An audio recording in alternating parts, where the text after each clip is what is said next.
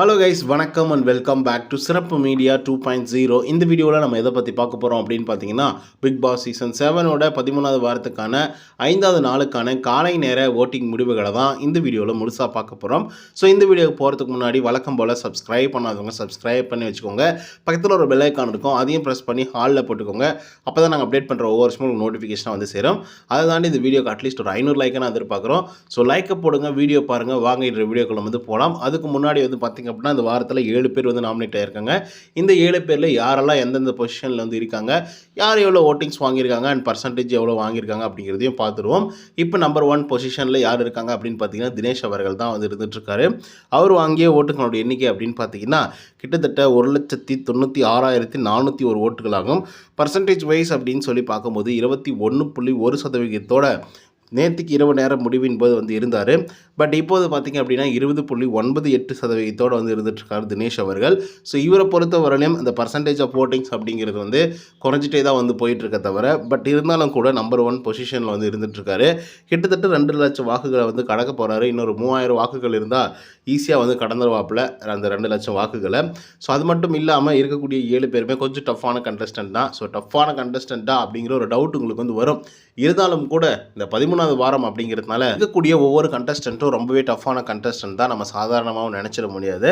அந்த டஃப்பான கண்டஸ்டன்ட்டுக்கு இடையில் வந்து நம்பர் 1 பொசிஷனில் நம்மளோட தினேஷ் அவர்கள் இருக்கக்கூடியது மிகப்பெரிய பாராட்டுக்கூடிய ஒரு விஷயமாக நான் வந்து கருதுகிறேன். அதுக்கிட்ட தான் செகண்ட் பொசிஷனில் யார் இருக்காங்க அப்படின்னு பார்த்தீங்கன்னா, மணிச்சந்திரா அவர்கள் வந்து இருந்துகிட்ருக்காங்க.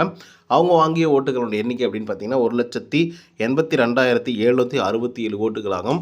பர்சன்டேஜ் வைஸ் அப்படின்னு சொல்லி பார்க்கும்போது 19.55% நேற்றுக்கு இரவு நேரம் முடிவின் போது வந்து இருந்தார்.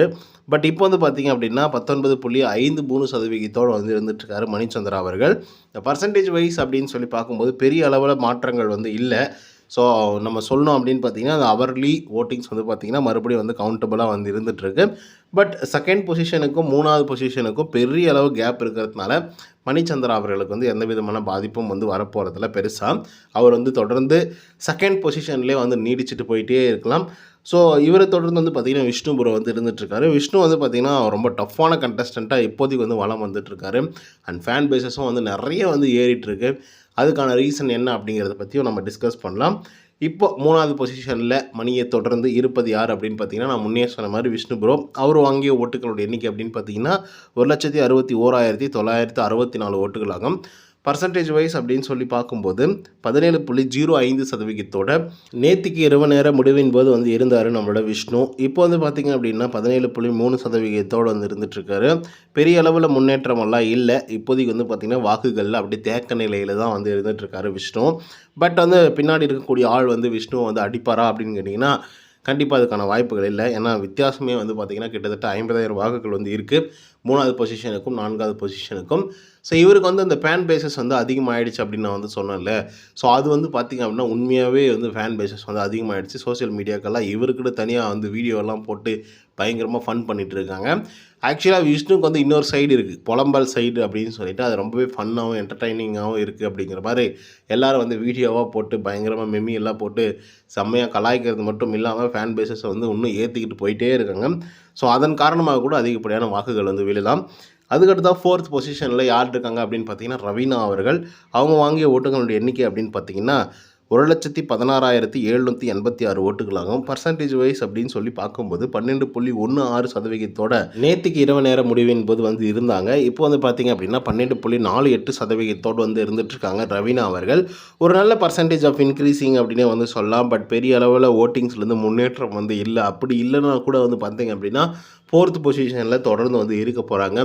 ரவீனா அவர்கள் கொஞ்சம் கிளவரான ஆள் தான். பட் சில இடங்களில் வந்து க்யூட்டு அப்படின்னு சொல்லிட்டு கேமே வந்து ஸ்பாயில் பண்ணுற நிறைய விஷயங்களை வந்து நம்ம வந்து பார்த்துருக்கோம்.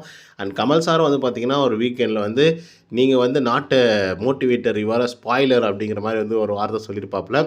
ஸோ ஸ்பாய்லர் அப்படின்னா மிகப்பெரிய ஒரு அலர்ட் அது. அந்த அளவுக்கு வந்து பார்த்திங்க அப்படின்னா ரவீனா அவர்கள் ஒவ்வொரு கேம்லேயும் அதை வந்து பண்ணிட்டு தான் வந்து இருக்காங்க. பட் இப்போ வந்து கொஞ்சம் சேஞ்ச் பண்ணி தன்னோட வேலை என்ன, தன்னோட இது என்ன அப்படிங்கிறத வந்து புரிஞ்சுக்கிட்டு நடந்துக்கிட்டு இருக்காங்க அப்படின்னு நான் நினைக்கிறேன். ஸோ பொறுத்திருந்து பார்ப்போம் என்ன விஷயங்கள் நடக்குது அப்படின்னு சொல்லிட்டு. அதுக்கடுத்தா 5th பொசிஷனில் விஜய் வர்மா. அவர் வாங்கிய ஓட்டுகளுடைய எண்ணிக்கை அப்படின்னு பார்த்தீங்கன்னா 1,05,527 ஓட்டுகள் ஆகும். பர்சன்டேஜ் வைஸ் அப்படின்னு சொல்லி பார்க்கும்போது 11.4% நேற்றுக்கு இரவு நேர முடிவின் போது வந்து இருந்தார். பட் இப்போ வந்து பார்த்திங்க அப்படின்னா 11.27% வந்து இருந்துகிட்ருக்காரு விஜய் வர்மா. ஸோ இவரை வந்து பார்க்கும்போது கொஞ்சம் பரிதாபமாக தான் வந்து இருக்குது. ஏன்னா இந்த வாரத்தோட தொடக்கத்தில் 3வது பொசிஷனில் ஆரம்பித்தார். சூப்பரா நல்ல பர்சன்டேஜ் ஆஃப் ஓட்டிங்ஸ் வாங்கியிருக்காரு, நல்ல ஓட்டிங்ஸ் அங்கே வந்து வாங்கியிருக்காரு அப்படின்ற மாதிரி தான் நானும் வந்து நினச்சிட்டு இருந்தேன். அதுக்கப்புறம் தான் வந்து பார்த்திங்க அப்படின்னா 3வதுலேருந்து 4வதுக்கு வந்தார். 4வதுலேருந்து இப்போ 5வதுக்கு போயிருக்காரு. ஸோ 5வதுக்கு கீழே போவாரா அப்படிங்கிறது ஒரு டவுட் வந்து இருந்தாலும் கூட இன்றைக்கி ஒரு நாள் மட்டும்தான் ஓட்டிங் கவுண்டிங் எல்லாம் இருக்கிறதுனால ஸோ இவர் வந்து கீழே போகிறதுக்கான வாய்ப்புகள் வந்து குறைவு தான். அதனால இப்போதைக்கு வந்து சேஃபர் ஜோனில் வந்து இருக்கிறது வந்து விஜய் வர்மா வந்து சேஃபராக தான் வந்து இருந்துகிட்ருக்காங்க. நிக்சனை விட அதிகப்படியான வாக்குகள் வந்து வாங்கியிருக்காங்க அப்படிங்கிறதான் குறிப்பிடத்தக்க ஒரு விஷயம். அதுக்கடுத்தா 6th பொசிஷனில் நிக்சன். அவர் வாங்கிய ஓட்டுகளோட எண்ணிக்கை அப்படின்னு பார்த்தீங்கன்னா 92,053 ஓட்டுகளாகும். பர்சன்டேஜ் வைஸ் அப்படின்னு சொல்லி பார்க்கும்போது 9.9% நேற்றுக்கு இரவு நேரம் முடிவின் போது வந்து இருந்தார்.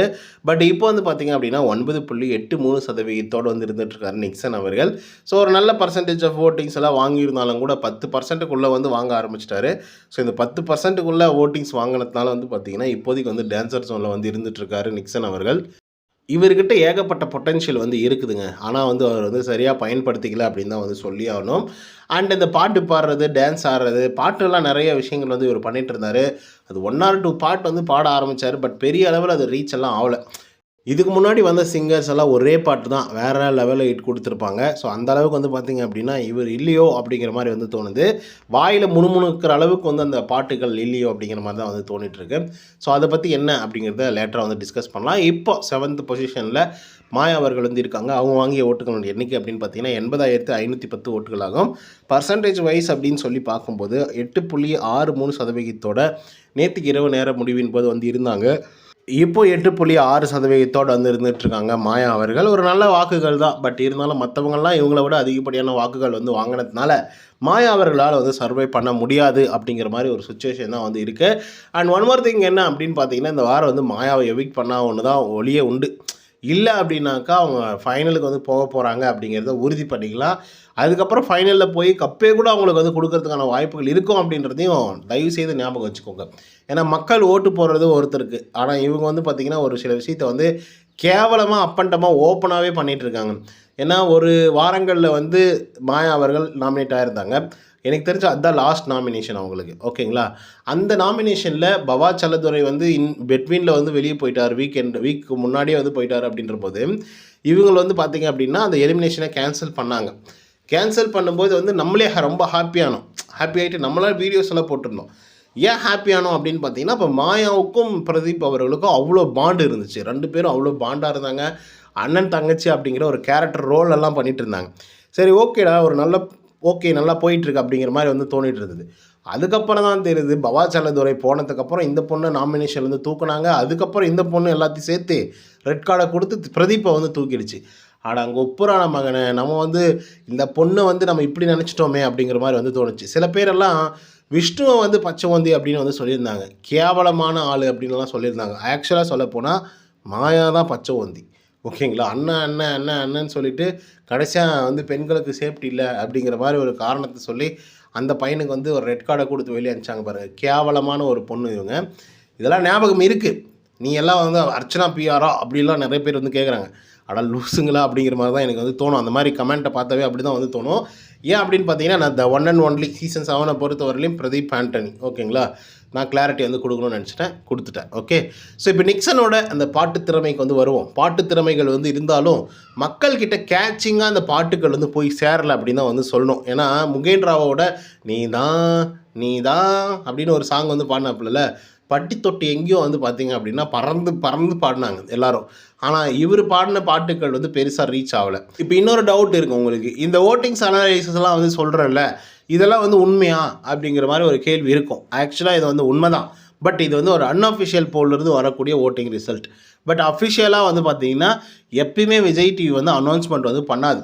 அஃபிஷியலாக அனௌன்ஸ்மெண்ட் வந்து பண்ணுது, அஃபிஷியலாக யார் ஓட்டிங்ஸ் வாங்கியிருக்காங்க அப்படிங்கிறத எந்த சீசன்லேயும் காட்டினதே கிடையாது. ஒரே ஒரு சீசனில் மட்டும் ஓட்டுக்கள் எவ்வளோ அப்படின்னு சொல்லிட்டு ஒரு நபருக்கு மட்டும் சொன்னாங்க.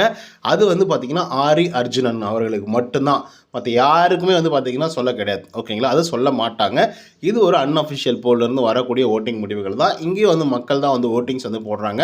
ஸோ அதன் காரணமாக இது ஒரு ரெஃபரன்ஸாக எடுத்துக்கிட்டு நீங்கள் யாரை சேவ் பண்ணணும் அப்படின்னு நினைக்கிறீங்களோ அவங்கள போயிட்டு அவங்களுக்கு ஓட்டிங்ஸை வந்து போட்டு சேவ் பண்ணுங்கள்.